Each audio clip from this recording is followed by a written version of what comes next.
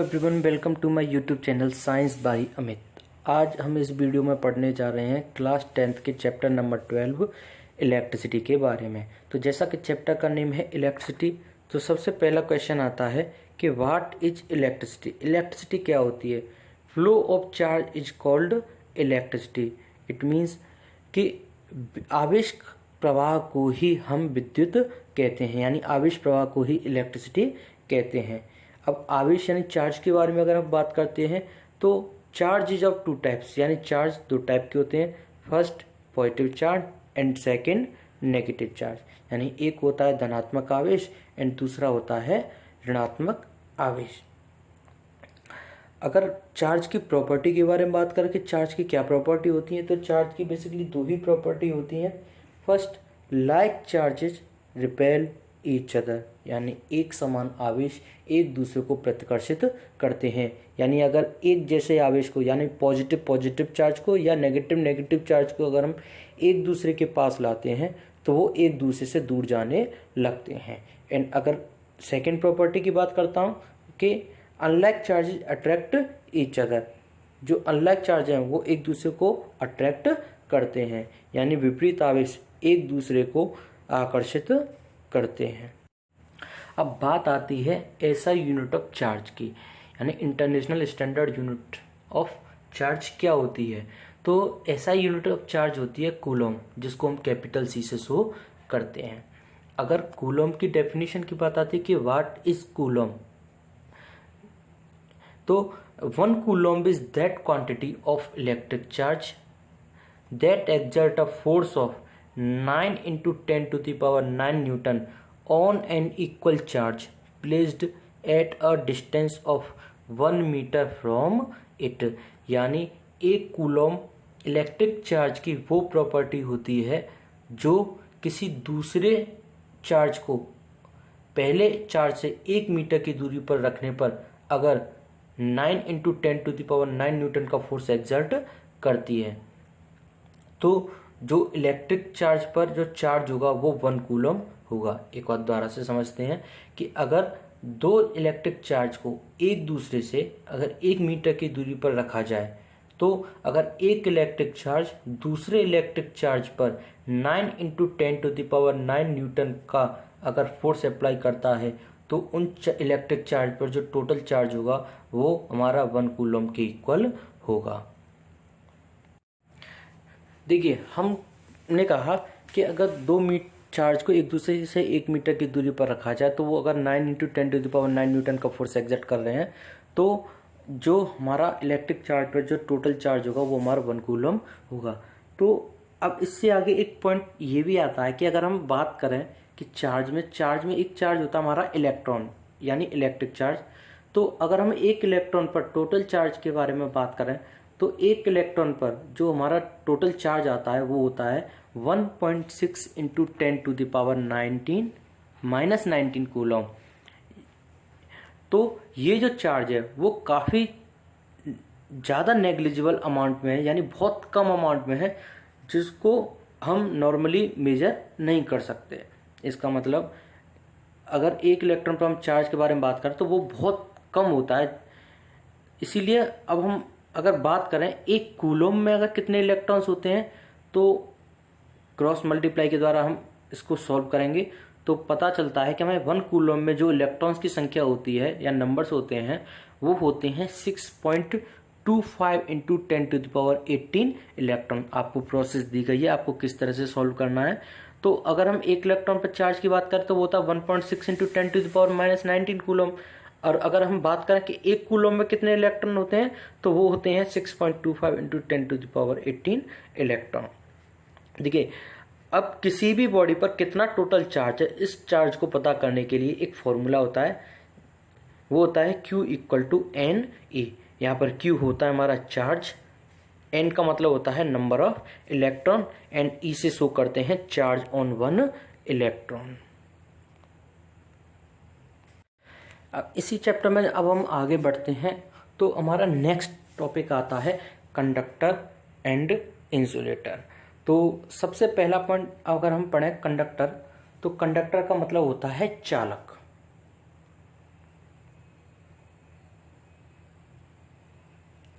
अब जानिए कंडक्टर यानी चालक क्या होता है। Those substance through which electricity can flow are called conductor. या अगर हम अगर अदर वर्ड्स में कहें तो those substance which let pass the electricity is are called conductors. यानी ऐसे सब्सटेंस जिनसे होकर इलेक्ट्रिसिटी फ्लो हो सकती है या जो इलेक्ट्रिसिटी को अपने में से होकर फ्लो होने देते हैं या अपने में से इलेक्ट्रिसिटी को पास होने देते हैं, कंडक्टर कहलाते हैं। अगर मैं इसके एग्जांपल्स की बात करूं कि कंडक्टर के एग्जांपल्स, तो मोस्ट ऑफ द मेटल्स यानी जितने ज़्यादातर हमारे धातु होती हैं वो सारे के सारे हमारी इलेक्ट्रिसिटी की गुड कंडक्टर्स होती हैं। एग्जांपल मैं कहूँ और अगर इनके मेटल्स के एग्जांपल तो जैसे silver, gold, aluminium and iron है, काफ़ी सारे मेटल्स हैं जो हमारे इलेक्ट्रिसिटी के गुड कंडक्टर्स होते हैं। एक इसमें इम्पोर्टेंट पॉइंट ये है कि जो हमारी ह्यूमन बॉडी होती है वो भी हमारी इलेक्ट्रिसिटी की एक काफ़ी अच्छी कंडक्टर होती है। यानी अगर ह्यूमन बॉडी में से अगर आप किसी भी करंट को फ्लो कराते हैं तो आसानी से करंट ह्यूमन बॉडी में से फ्लो हो सकता है। अगला टॉपिक है हमारा इंसुलेटर। इंसुलेटर यानी कुचालक क्या होते हैं। तो those substance through which electricity can't flow are called insulator. यानी ऐसे सब्सटेंस या ऐसे पदार्थ जो विद्युत को या इलेक्ट्रिसिटी को फ्लो नहीं होने देते इंसुलेटर कहलाते हैं। जैसे कि glass, ebonite, rubber, plastic etcetera, would भी होती है। काफ़ी सारे एग्जांपल्स होते हैं जो इंसुलेटर होते हैं। यानी ना तो इनमें से होकर यानी हम कह सकते हैं कि ना तो ये इलेक्ट्रिसिटी को फ्लो होने देते हैं या ये कह सकते हैं कि इनमें से इलेक्ट्रिसिटी फ्लो नहीं हो सकती। चलिए, तो एक क्वेश्चन है कि जैसे हमने कहा कि metals are good conductor of electricity, तो क्वेश्चन बनता है why metals are good conductor of electricity. Metals good conductor क्यों होते हैं इलेक्ट्रिसिटी के, नॉन मेटल्स क्यों नहीं होते? तो इसका आंसर है presence of free electron in metals makes them good conductor of electricity. यानी मेटल्स के अंदर पाए जाने वाले फ्री इलेक्ट्रॉन्स यानी मुक्त इलेक्ट्रॉन्स ही उन्हें इलेक्ट्रिसिटी का गुड कंडक्टर बनाते हैं। तो देखिए हमने कहा था कि चार्ज का फ्लो ही इलेक्ट्रिसिटी होती है। तो चार्ज कब फ्लो हो सकते हैं? जब वो फ्री होंगे। अगर वो किसी फोर्स से बंधे हुए होंगे या फोर्स की वजह से अगर वो उस एटम के अंदर मूव नहीं कर पाएंगे, तो जब मूव नहीं कर पाएंगे तो वो मोशन में नहीं है, इसका मतलब यानी वो फ्लो नहीं हो रहा। और जब तक चार्ज फ्लो नहीं होंगे तब तक इलेक्ट्रिसिटी नहीं बनेगी। तो इलेक्ट्रिसिटी प्रोड्यूस होने के लिए ज़रूरी है चार्ज का फ्लो होना, और चार्ज तभी फ्लो हो सकते हैं जब किसी भी एटम के अंदर इलेक्ट्रॉन या कोई भी चार्ज फ्री होना चाहिए। तो मेटल्स के अंदर इलेक्ट्रॉन्स फ्री, कुछ इलेक्ट्रॉन्स फ्री पाए जाते हैं जो नॉन मेटल्स के अंदर नहीं पाए जाते। इसीलिए मेटल्स जो होते हैं वो इलेक्ट्रिसिटी के गुड कंडक्टर होते हैं। आगे बात आती है टाइप ऑफ इलेक्ट्रिसिटी। अगर हम बात करें मूवमेंट के बेस पर, यानी मूवमेंट के बेस पर इलेक्ट्रिसिटी कितने टाइप की होती है, तो मूवमेंट के बेस पर इलेक्ट्रिसिटी दो टाइप की होती है। First static electricity and second current electricity. तो जानते हैं आइए कि करंट इलेक्ट्रिसिटी यानी और स्टैटिक इलेक्ट्रिसिटी क्या होती है। सबसे पहले हम जानते हैं स्टैटिक इलेक्ट्रिसिटी के बारे में। स्टैटिक इलेक्ट्रिसिटी यानी स्थिर विद्युत की। तो स्टैटिक इलेक्ट्रिसिटी में क्या होता है, जो इलेक्ट्रिक चार्ज किसी भी एटम के अंदर जो इलेक्ट्रिक चार्ज होते हैं वो मूव नहीं करते, यानी वो रेस्ट की पोजीशन में रहते हैं। जब जो चार्ज है वो अगर रेस्ट की पोजीशन में है तो उनसे इलेक्ट्रिसिटी प्राप्त करने के लिए हमें उनको फ्रिक्शनाइज करना पड़ता है, उनमें घर्षण कराना पड़ता है। यानी दो चीज़ों को जब हम रब करते हैं या उनमें घर्षण कराते हैं, जैसे आपने देखा होगा एक एक्सपेरिमेंट किया होगा छोटी क्लासेस में कि एक स्केल लेकर हम उसको अपने हेड से रब करते हैं एंड कुछ कागज़ के टुकड़ों को डालकर उस स्केल से उनको अट्रैक्ट करते हैं।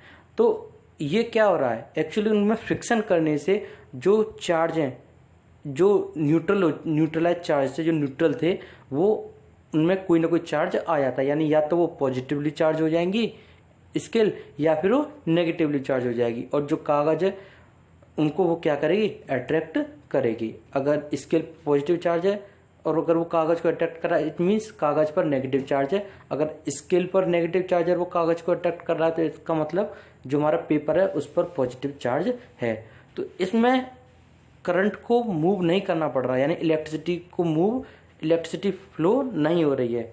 क्यों? क्योंकि इसमें चार्ज फ्लो नहीं हो रहे हैं, इसका मतलब चार्ज रेस्ट में। जब चार्ज रेस्ट में है तो इस प्रकार की जो इलेक्ट्रिसिटी है वो हमारी स्टैटिक इलेक्ट्रिसिटी कहलाती है।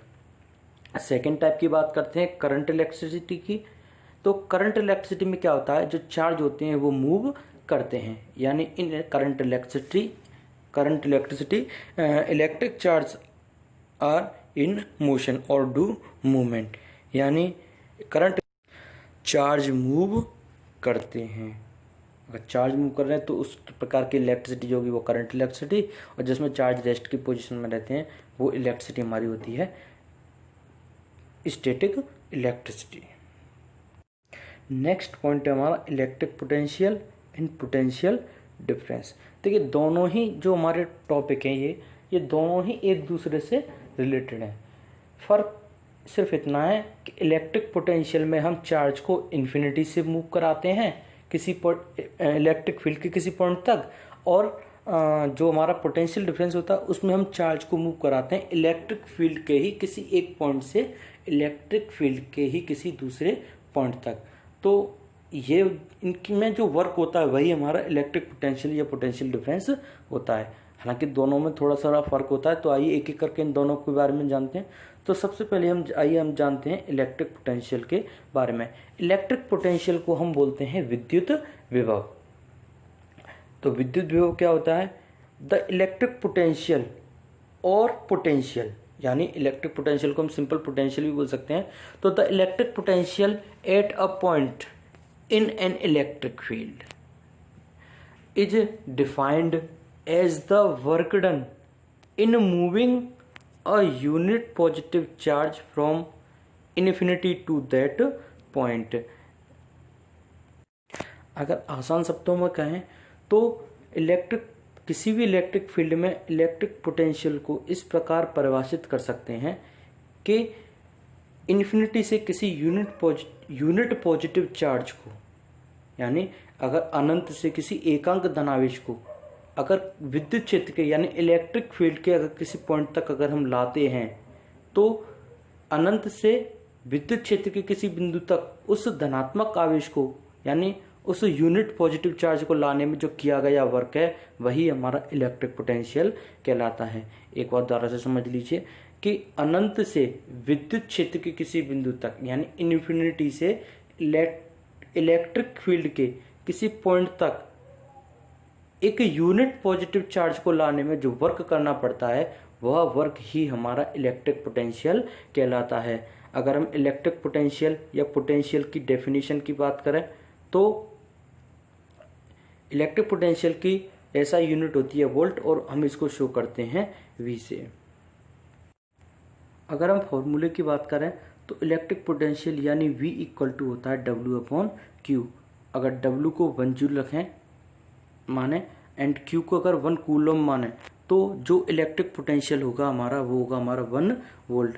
देखिए सपोज कीजिए इन्फिनिटी है, इन्फिनिटी से किसी इलेक्ट्रिक फील्ड के इस पॉइंट तक यानी ये कोई यूनिट पॉजिटिव चार्ज है Q, इस Q को इलेक्ट्रिक फील्ड के इस पॉइंट तक लाने में किया गया जो वर्क है Q इक्वल टू 1 कूलम है। अगर और इस 1 कूलम चार्ज को इलेक्ट्रिक फील्ड के किसी पॉइंट तक लाने में इस पॉइंट तक लाने में किया गया जो वर्क है वो इक्वल टू है हमारा 1 जूल के। तो जो हमारा इलेक्ट्रिक पोटेंशियल होगा यानी यहाँ से यहाँ तक लाने में यानी इस यूनिट पॉजिटिव चार्ज को यहाँ से यहाँ तक लाने में जो किया गया वर्क है ये वर्क हमारा इलेक्ट्रिक पोटेंशियल होगा, और वो वर्क होगा हमारा 1 वोल्ट। यानी 1 वोल्ट कह सकते हैं हम W equal to 1 joule and Q equal to 1 coulomb. तो 1 वोल्ट इक्वल टू हो जाएगा हमारा 1 वोल्ट इक्वल टू हो जाएगा 1 joule upon 1 coulomb.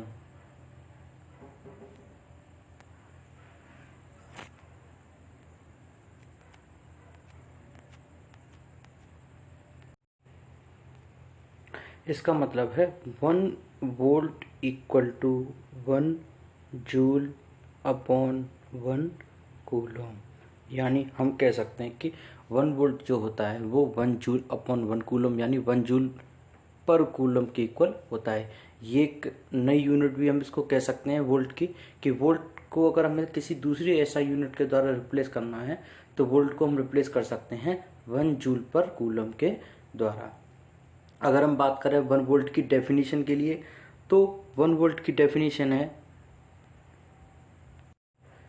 In moving a unit positive charge of 1 coulomb from infinity to a particular point in an electric field if work done is 1 joule then potential will be 1 volt.